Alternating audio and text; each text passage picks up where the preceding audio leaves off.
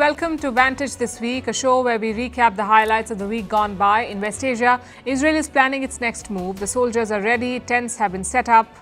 It's not a matter of if, but when. When will the Rafah offensive begin?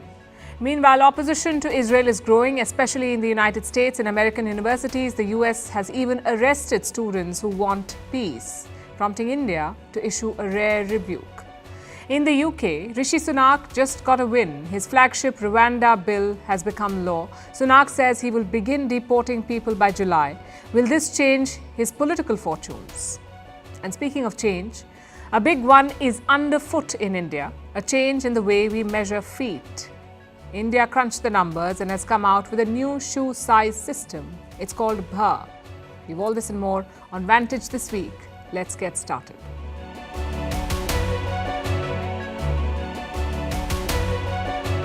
Let's turn to Gaza now. Israel is ready for the next stage of its war there, and possibly the deadliest stage, an assault on Rafah. All the indications are there. Benjamin Netanyahu's spokesperson says the invasion is moving ahead. Israel's army is planning to deploy 2 reserve brigades in Gaza, sort of like a backup. We're talking about 6,000 to 10,000 soldiers. They've also set up tents near Rafah. The plan is to evacuate refugees from the city, put them in these tents, and then begin the assault. Now take a look at these pictures. They cover places near Khan Yunis and Rafah. The first picture is from April 7th. The second picture is from April 23rd. Now look at all the new tents that have been pitched. The idea is to put up refugees in these tents, but even then, it would be a deadly operation. Let's pull up the map now.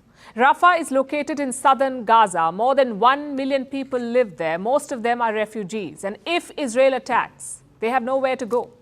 To the north is Israel's army. To the south is Egypt. So many experts worry that the invasion could be a bloodbath, which is why everyone opposes it. The US has refused to support this operation, but they seem helpless to stop it.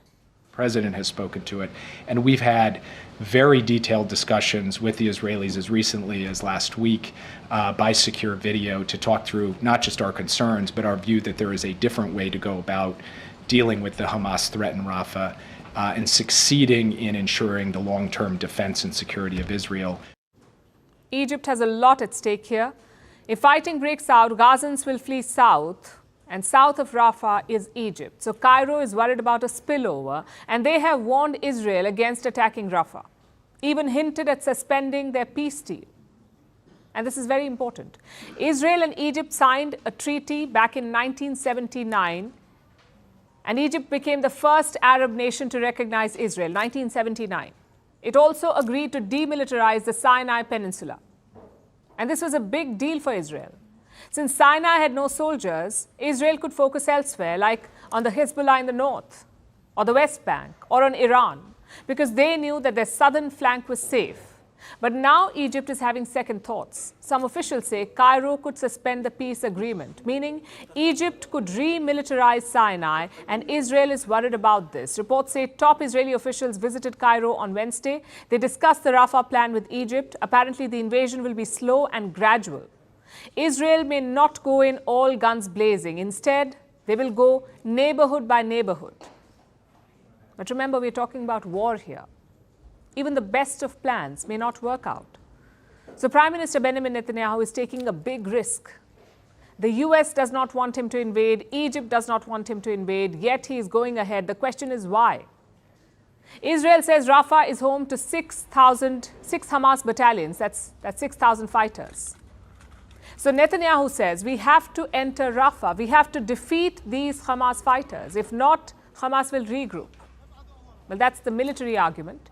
The political argument is to stay in power. Israel's so-called slow invasion could take months.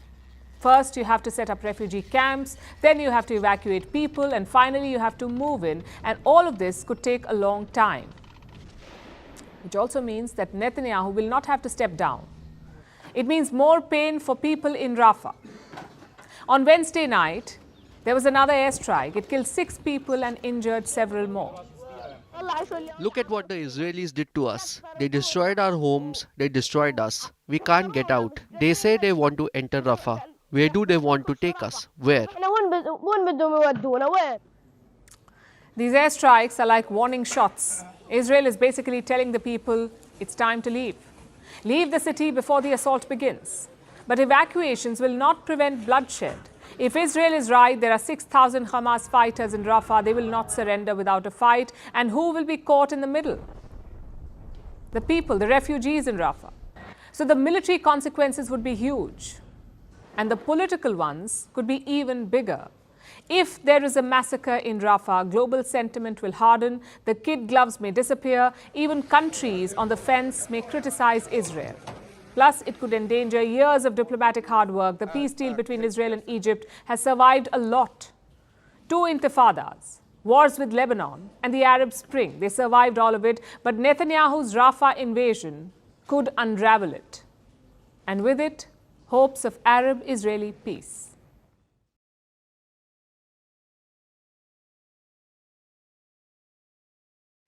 Will WhatsApp leave India? It might sound unimaginable to you. After all, WhatsApp is everywhere. More than 400 million Indians use it every month. We conduct business over WhatsApp, speak to family and friends, plan meetings and trips. So life without WhatsApp may sound impossible. But a new case could change all of that. In 2021, the government of India published new IT rules. Every social media company has to follow these rules. But one provision is being challenged. WhatsApp has taken the matter to the Delhi High Court. It was their lawyer who issued this warning.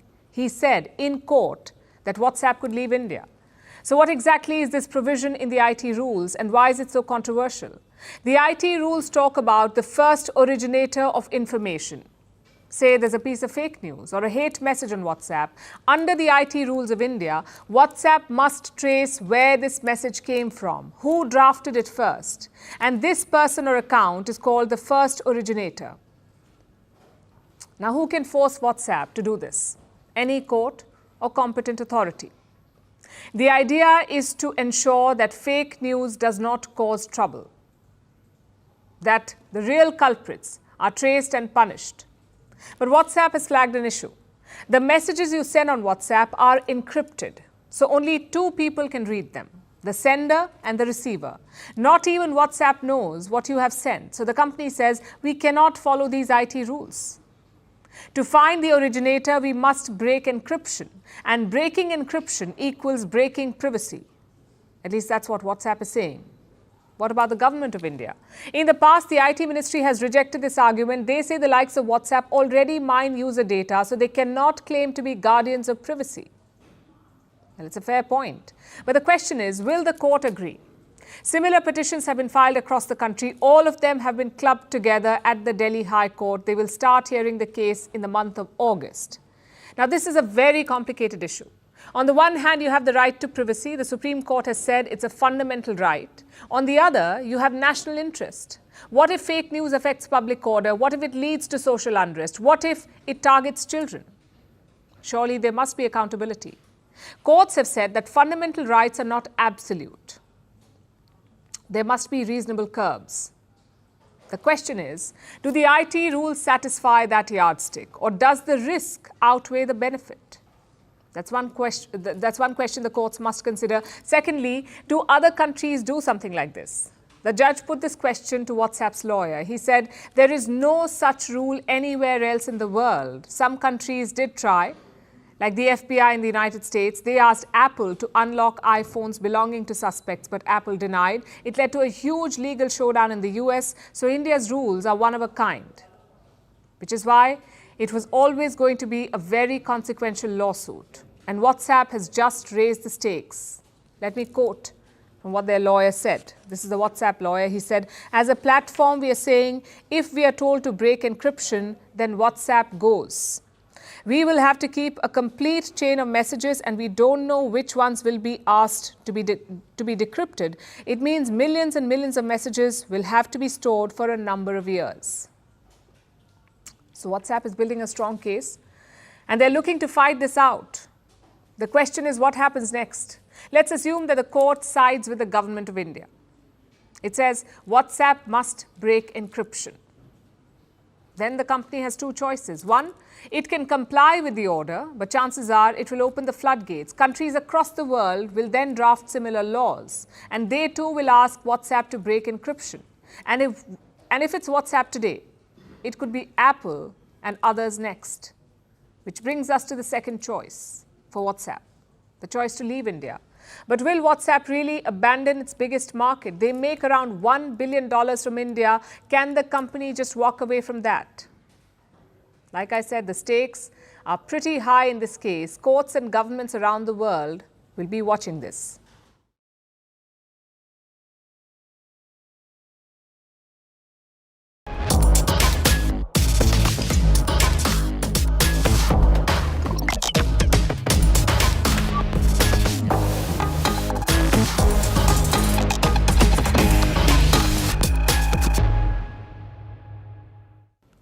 India's election has a new flashpoint, wealth redistribution.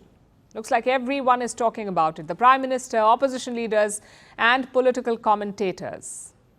It all started with Prime Minister Modi's comments last week, and he said the Congress party would snatch away people's land and gold if elected, sort of like a Robin Hood scheme. Take from the rich and give to the poor. So obviously, there's a lot of confusion and fear, and the Congress party has not helped its case. One of their leaders, Sam Pitroda, waded into the controversy. He suggested that inheritance tax could be a good way to distribute wealth. Listen to this. Let me tell you, in America, there is an inheritance tax. So if, let's say, one has $100 million worth of wealth, and when he dies, he can only transfer probably 45% to his children.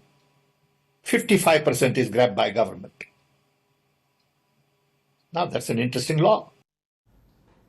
Interesting indeed. It hasn't helped them. What exactly is this inheritance tax? It is not levied across the US. Only 6 American states have this particular tax. Say your relative dies and you inherit their assets. You must pay a tax on it.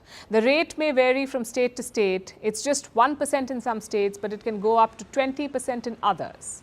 Even India had a version of this tax. It was called the estate duty. But in 1985, the government of India abolished it. The idea was to simplify taxes. Now, the Congress party says it is not looking to reintroduce this tax. Even Sam Pitroda has walked back on his statement. But the damage has been done. The BJP has latched onto these remarks, and the Prime Minister is leading the charge. अब कांग्रेस का कहना है कि वो inheritance tax लगाएगी, माता पिता से मिलने वाली विरासत पर भी टैक्स लगाएगी। कांग्रेस का मंत्र है कांग्रेस की लूट, जिंदगी के साथ भी और जिंदगी के बाद भी। Forget inheritance tax. Let's focus on wealth redistribution, specifically on 4 questions. Why is it done? Have other countries done it? Does it actually help? And what is the Congress party's plan? Now, the why is pretty simple. Wealth is redistributed to address inequalities. India is among the most unequal countries in the world. The top 1% of the population in India holds 40% of the wealth, 40. 1% holds 40% of the wealth. So the goal is to bridge that gap, to spread the wealth more equitably. Which brings us to the next question. How have countries actually done this?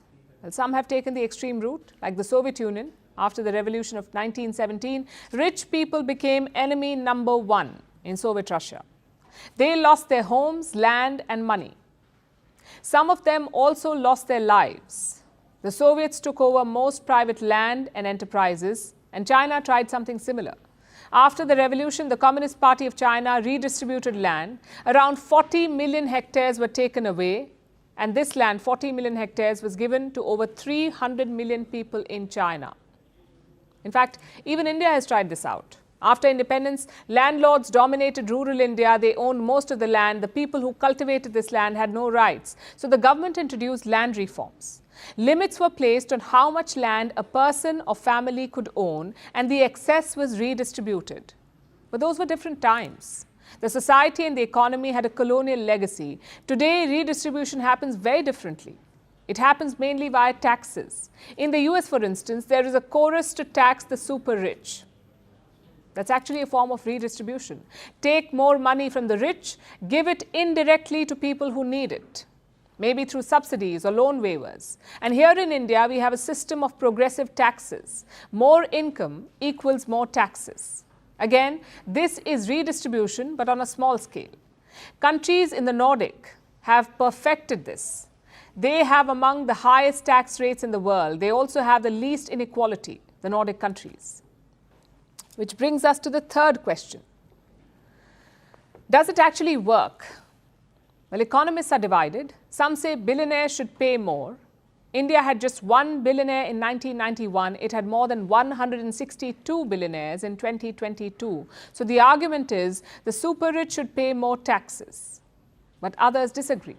They say more taxes discourage growth. The super rich may ask, what's the point of investing money? If you make more profits, you will pay more tax. Meaning there is no incentive to invest. The question is, which side is right? Honestly, it's hard to say. A balance between the two would be ideal, and that's our final question. What is the Congress party's plan really? There is not much clarity yet. Party leader Rahul Gandhi outlined this idea first. He said the Congress party will do a nationwide financial survey. For what? What will that survey find? How much wealth each family or group has. And based on this, assets will be distributed. Now you can see why this is confusing. It may not mean snatching away someone's gold or land, but it does raise questions. Where will this wealth come from? Is it a reference to government subsidies, or unused government land, or public resources, or income tax? Only a thorough clarification can settle this controversy.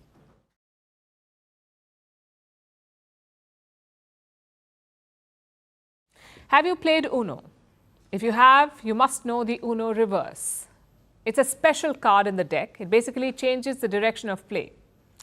If you're playing clockwise, it will become counterclockwise, hence the reverse. Well, India has just played a diplomatic Uno reverse, and quite a rare one too. You may have seen the pictures from American colleges. A lot of them have become protest sites. Thousands of students are rallying for Gaza. They're accusing their government of supporting a genocide. And what's been the government's response? A crackdown. Hundreds of protesting students in America have been arrested, sometimes quite violently. Take a look at this.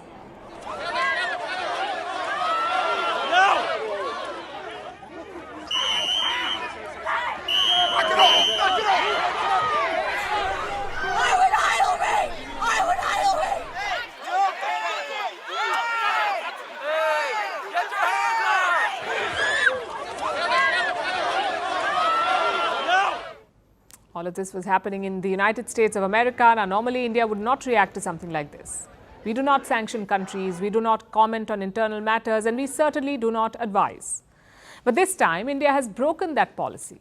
The Ministry of External Affairs has reacted to the college protests. It had some advice for the White House. Listen to this.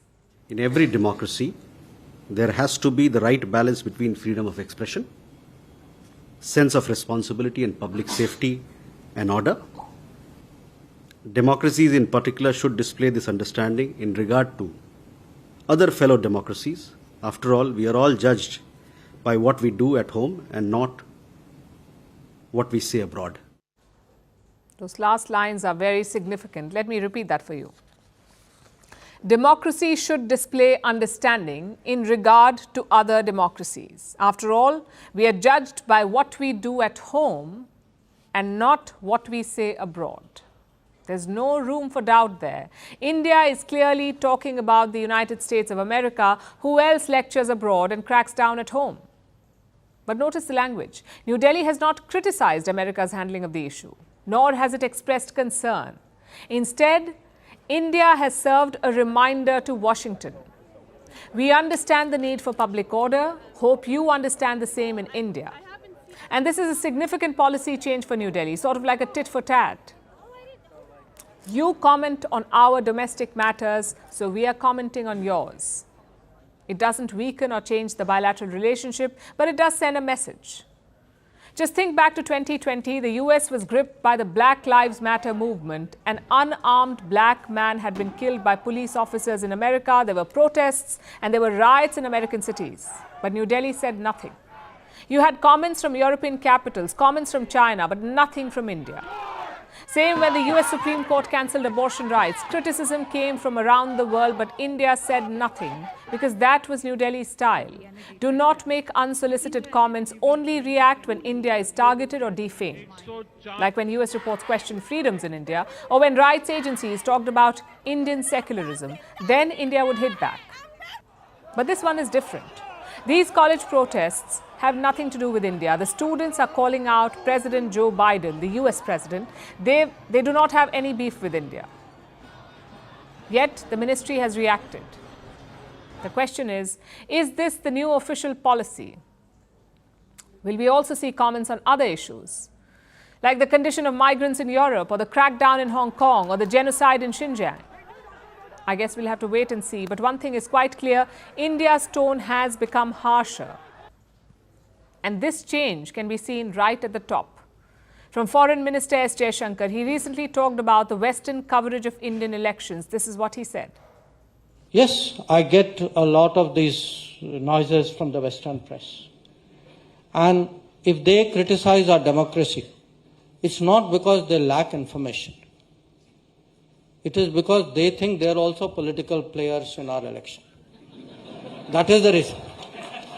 You know, I read an article today where some Western media said, you know, it is so hot in India.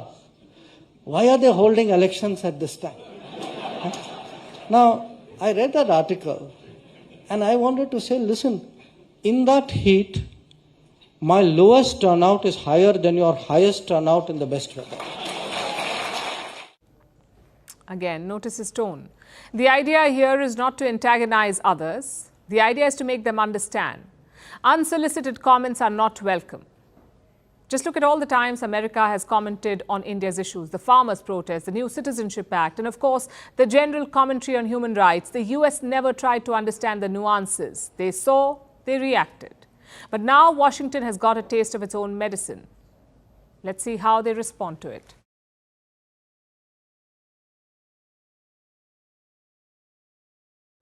Speaking of strategic depth, the US is struggling on this front when it comes to China.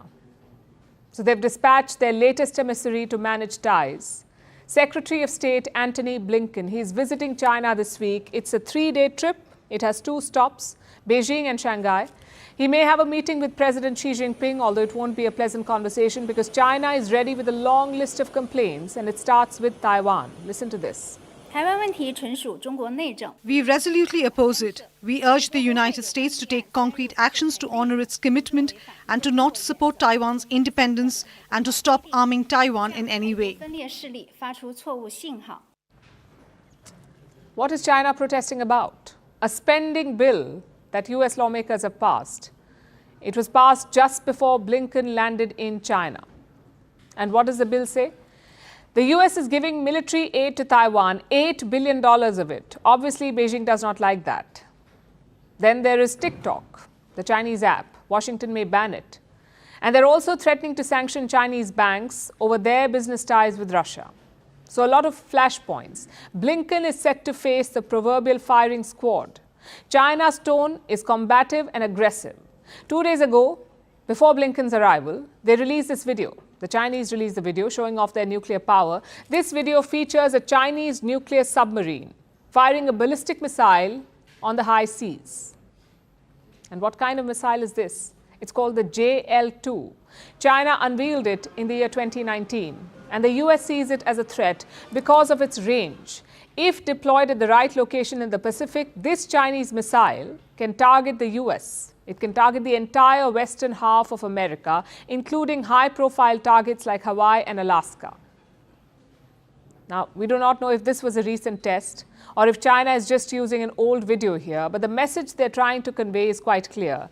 China is reminding America about its strike capabilities. Blinken may have seen this coming because earlier this week, he had a message of his own. When it comes to Russia's defense industrial base, the primary contributor in this moment to that is China. We see China sharing machine tools, semiconductors, other dual-use items that have helped Russia rebuild the defense industrial base that. You see the argument that he's putting forth. China is helping Russia fight the war in Ukraine, and that is America's charge. And he plans to bring it up during this visit. What else is on the agenda? China's military activities, particularly the drills near Taiwan and the South China Sea. Blinken plans to raise both issues when he meets his counterpart Wang Yi on Friday. Reports say this meeting could last for up to 6 hours. And in the run-up to the meeting, both sides are talking at each other, so do not expect a positive outcome, let alone a breakthrough, which has been the case for the better part of the last 3 years, because for any diplomatic initiative to succeed, you need some common ground. But when it comes to the US and China, there is little that they agree on. On key issues, they have major differences. In the Indo-Pacific, for example, the US and China are on opposite sides. On trade, China accuses America of slapping restrictions, while America complains about Chinese oversupply. And this is impacting the overall relationship. Let me show you a survey that came out last year. It featured American companies. They were asked about US-China ties. 46% of these companies said the relationship will deteriorate. And they were right. American investments in China are shrinking. And there's little to suggest that things will look up any time soon, especially with the US presidential election approaching. There's going to be more rhetoric and hardening of positions to suit political purposes. Both Democrats and Republicans want to look tough on China. Biden faces a difficult rematch against Donald Trump, and Trump is a known China hawk. Biden cannot afford to look soft or appease China at this stage, so expect more tough talk. The US president likes to say that America and China are competing with each other. But from the looks of it, the competition has turned into confrontation, and no side can afford to pull their punches now.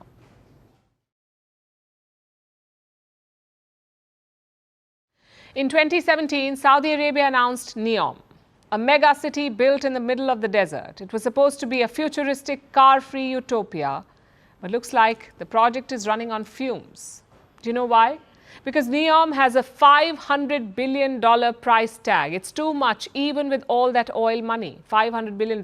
So now Riyadh is changing tack. It is courting more and more investors. This week, hundreds of investors will visit the mega city. They will look at the progress and hopefully want to invest. Riyadh is also chasing Chinese funds for the project. But will that be enough for NEOM to take off? Our next report tells you.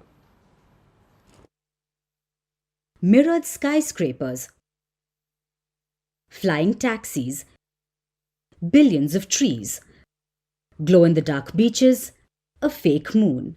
This was the plan for NEOM, a futuristic Saudi megacity being built in the middle of the desert. NEOM was announced in 2017. It was Crown Prince Mohammed bin Salman's brainchild, a way to diversify the kingdom's oil-dependent economy. It was billed as humanity's chapter, but the project had a $500 billion price tag, and that has since raised eyebrows.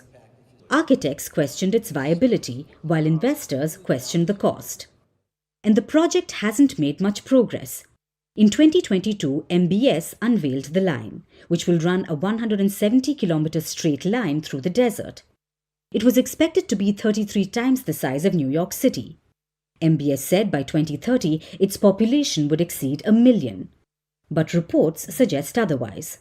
First, the project is moving very slowly. It's supposed to be 170 kilometers long, but only 2.4 kilometers will be constructed by 2030. Also, new projections say that only about 300,000 people will live in the city by the end of the decade. So it's nowhere near the original plan. And that's because of investment. Most of the money for NEOM has come from the Saudi Sovereign Fund. Foreign banks have been hesitant to provide loans. That's because the project doesn't have a government guarantee. Investors too have steered away from it. They question its viability and future. You see, the idea of NEOM may sound grand, but there's a lot of mystery surrounding it. How it's being built, where it's being built, what the final vision will look like. All of that has affected funding. So Saudi Arabia has a new plan, a show and tell for investors. Hundreds of bankers and investors will descend upon the megacity this week. They will be shown the progress. The idea is to dispel any doubts over it, to show investors how much work has actually been completed. Riyadh is also conducting investor roadshows. It just took its NEOM roadshow to China. NEOM officials visited Beijing, Shanghai and Hong Kong, all to court Chinese investors. No deals have been signed yet, but Riyadh is now heading to Europe and the US. The idea is to secure as much funding as they can. Because while the project may be MBS's crown jewel, Riyadh has realized one thing. It needs consistent and sustainable foreign investment to make NEOM successful. Because a cutting-edge city may be easy to imagine digitally, but building it in the middle of a desert is no cakewalk. And right now, Riyadh's vision definitely doesn't match its reality.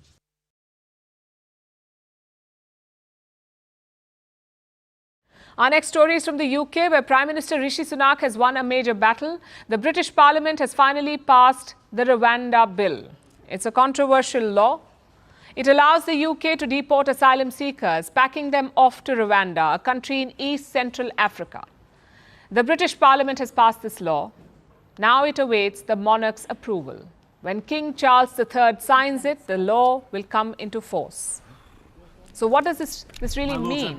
What is this Rwanda Bill? Why is it controversial? How will it work? And will it really help Rishi Sunak? To make sense of this bill, we'll use a metaphor. Do you know what a scarecrow is? It's usually a figure or model made of straw, shaped like a human, and put up on a farm. What is the scarecrow's purpose? As the name suggests, it is to scare away crows. It looks like a human being. The hope is that crows will think it is a person, believe it is dangerous, and stay away. The straw figure acts as a deterrent. It deters or discourages crows from landing in the farm. And that is exactly what the UK's Rwanda Bill is. A deterrent with no real power, but something they hope will keep immigrants away. And here's how it works. The Rwanda Bill says that immigrants can be deported. Not all illegal immigrants, just people who arrive from a safe country, like France. Migrants often enter the UK via France after crossing the English Channel on small boats. Now, everyone who has entered the UK this way, from France, is eligible for deportation, illegal immigrants. That's about 52,000 people. They can be sent to Rwanda without having their cases heard in court. So far, these refugees got to approach British courts. They could ask the court for asylum, but not anymore. Even if a refugee's case is genuine, it will be Rwanda's call to make. The UK is washing its hands of the matter. Now, on the surface, this law sounds like it has teeth. Everyone who entered illegally will be kicked out. No court hearings, no exceptions. But think about it for a moment. 52,000 people is no joke. Imagine having to round up that many immigrants, then putting them on flights without hurting them in the process and making sure they're medically fit to fly, also simultaneously fighting off legal challenges from lawyers representing these migrants. How fast do you think the UK can accomplish that for 52,000 people? Let me show you some figures, in fact. The maximum number of people that Britain deported in 1 year was about 15,000. 15,000 people in a year deported. This was way back in the year 2012. Since then, the number has decreased to about 5,000 a year. That's how many people they're able to deport. Even if Rishi Sunak manages to bring deportations back up to 15,000, it would take him 3.5 years to send the migrants to Rwanda. And these are the 52,000 presently in Britain. It'll take him 3.5 years. Meanwhile, more of them keep coming. Last year, almost 30,000 migrants came via the English Channel. So if you do the math, the Rwanda plan doesn't really work. Unless, of course, the people stop coming. If they're too scared to come to the UK in the first place, if the channel crossings stop, if the inflow is lower than the deportations, only then will the UK's illegal immigration problem end. And that, you could say, is the real purpose of the Rwanda Bill. It is not so much about sending people to the African country, it is about scaring people who are thinking about entering the UK. Now, Sunak has been given permission to put up a scarecrow, and his plan is already in motion. But we are ready. The first flight will leave in 10 to 12 weeks. Now, of course, that is later than we wanted, but we have always been clear that processing will take time. Sunak says the first flight will leave in 10 to 12 weeks, which means July. It's still a few months away, but look at the impact. If, before I came here, you say that, they sent me in Rwanda, I never come here. Would you have come to the UK if you'd have known you could end up in Rwanda? Never. Never. Do you think it will stop other people coming now? Yeah. I say to all asylum, don't come into UK. So it seems to be working already, acting as a deterrent. If this continues, then Sunak may actually bring immigration numbers down, but we will not know for sure until the first flights take off, until July at least. So we have to wait and watch. But Rishi Sunak did win something yesterday. He won a major political battle. His flagship immigration law has passed, and this has happened just before the election. Now, we know that Sunak is deeply unpopular. His party is set to lose the next election. So if he can get even one symbolic flight off the ground to Rwanda, he might win back some votes for his party. Politics, after all, is more about emotions and messaging than facts or effectiveness. So Sunak has a new election gimmick. What about the other side of the story? What about Rwanda? Well, they're getting millions to take in the refugees. They've already received £290 million. They'll get another 100 million at least, plus £20,000 for each migrant they've taken. And £120 million after just 300 migrants reach Rwanda. Sunak's office has refused to make the final bill public, but Rwanda is definitely making a fortune, thanks to British taxpayers. So the African country might be the only real winner in this story.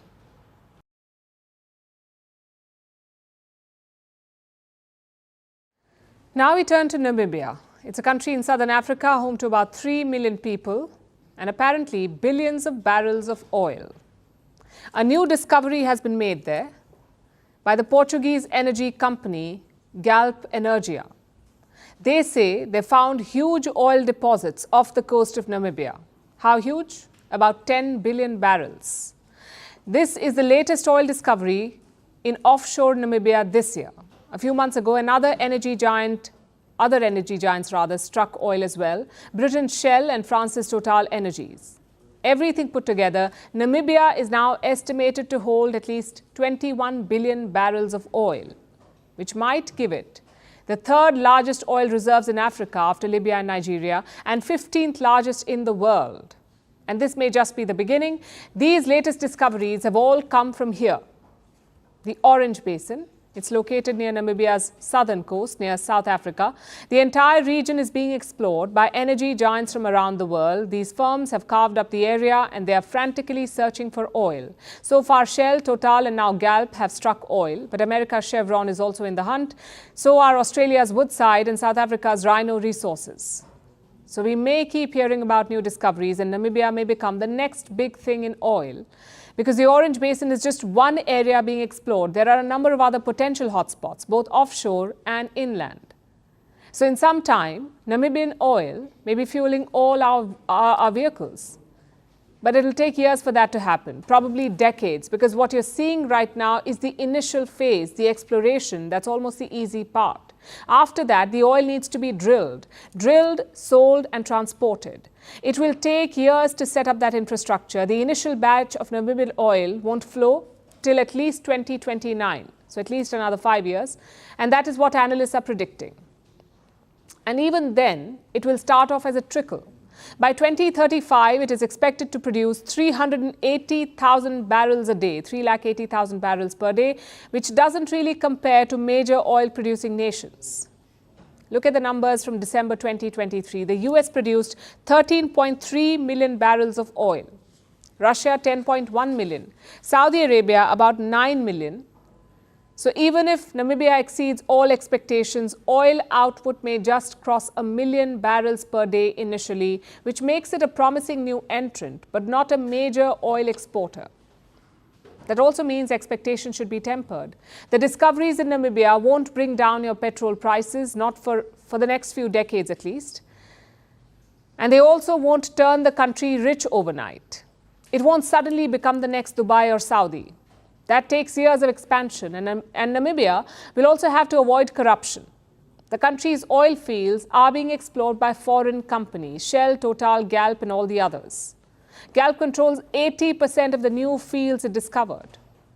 Namibia State Oil Company owns 10% and another Namibian company has the remaining 10%, meaning 8 out of every $10 will go to Galp. Namibia State Oil firm has signed similar deals with all the foreign oil companies, so if it is not careful, it may not see the profits from the resources anytime soon. The first cut may go to the West instead, and Namibia could be forced to make do with scraps. But if that is avoided, it's a great opportunity for the nation. And for India as well. India is home to the largest oil refinery in the world. African oil from Nigeria and Angola already comes to India for refining. Namibia could become another partner, bringing jobs and development to both nations. But again, this is getting ahead of ourselves. First, let us hope that Namibia truly benefits from its newfound resources.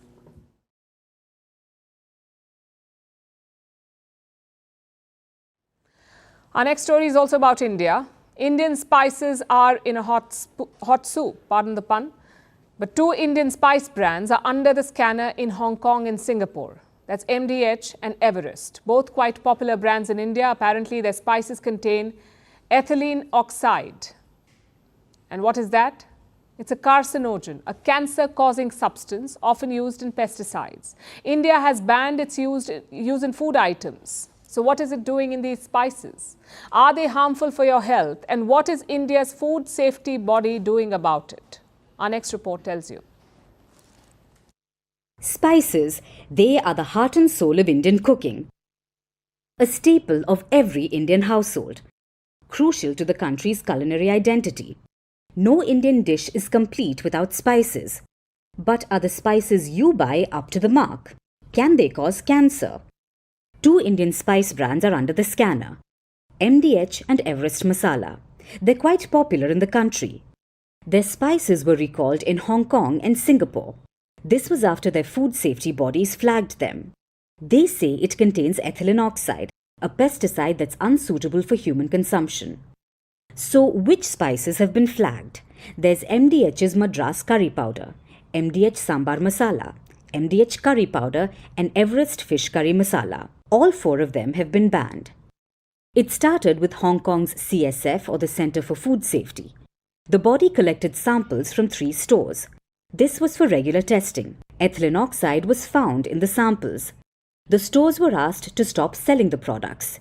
Distributors and importers started recalling them. After Hong Kong, Singapore too followed suit. It directed a recall of Everest fish masala. So what exactly is ethylene oxide? It's a colorless and flammable gas. It is used for a lot of things, like cleaning medical equipment, making antifreeze, and even pesticides. So how did it end up in spices? It's used to prevent fungal and bacterial attack, especially during transport and storage. But that doesn't make it a good addition. Ethylene oxide is a Group 1 carcinogen. That means it can cause cancer.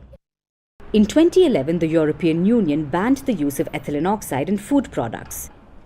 India too has banned it. Some countries still allow it, but only in limited quantities. You see, eating food with small amounts of ethylene oxide is not harmful immediately, but long-term exposure can be deadly, which is why Singapore and Hong Kong have now banned these spices. The companies are yet to comment on this, but this isn't the first time Indian spice brands have gotten into trouble. Last year, the US asked Everest to recall a few items. It was after it tested positive for salmonella. That's a bacteria that leads to foodborne illnesses. The recall and ban has now raised questions about India's food safety standards. In India, there's a ban on using ethylene oxide in food items, yet it's still present in spices. Reports suggest the FSSAI has now jumped into action. That's the Food Safety and Standards Authority of India. It will conduct a sampling of all spice brands. 4 to 5 products of each brand will be tested. If any brand is found using the chemical, strict action will be taken against them as per FSSAI guidelines. We'll get to know more in the days to come.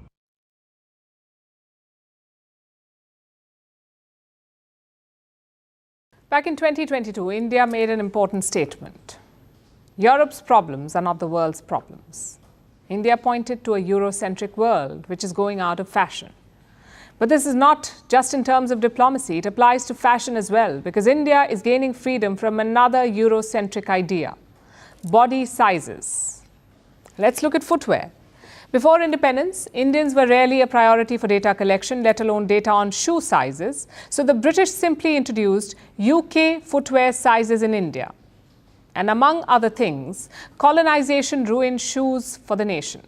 As the years passed by, other Western size charts were added to use, like the European and US sizing systems. So India depends on the standard sizes of other countries. But that is about to change. India is building its own footwear sizing system.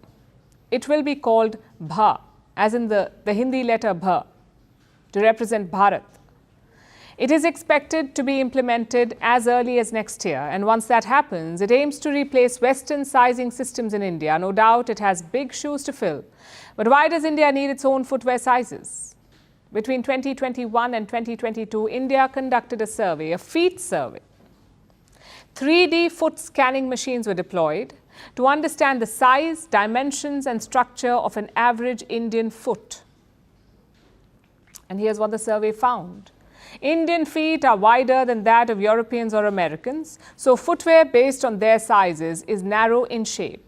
And Indians have to wear a bigger size, meaning the shoes are ill-fitted, which is both uncomfortable and can also lead to problems, like restricted blood flow or body pain.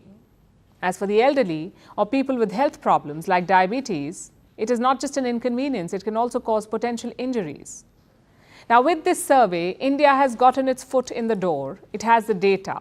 The next step is developing the sizing system. And once that happens, it is expected to give 85% Indians well-fitted footwear.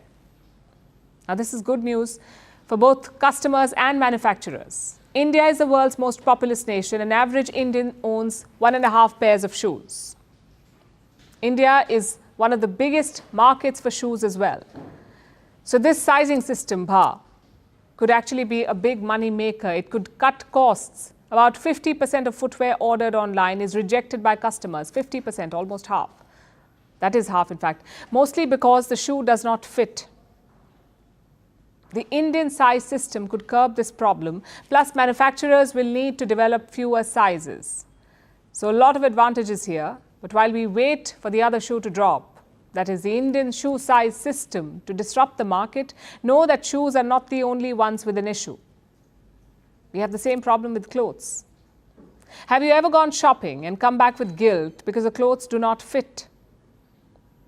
Perhaps it never occurred to you that your body is not the problem, it's the clothes. Most clothing brands do not design clothes for Indian sizes. They follow US and UK body sizes. So in 2019, India decided to change this. It conducted a study of Indian measurements and proportions, and with this, the government aims to create an Indian body size chart. The project is still underway, and it is crucial. India's apparel industry is expected to reach $250 billion by 2030. If the clothes don't fit Indians, what's the point of this?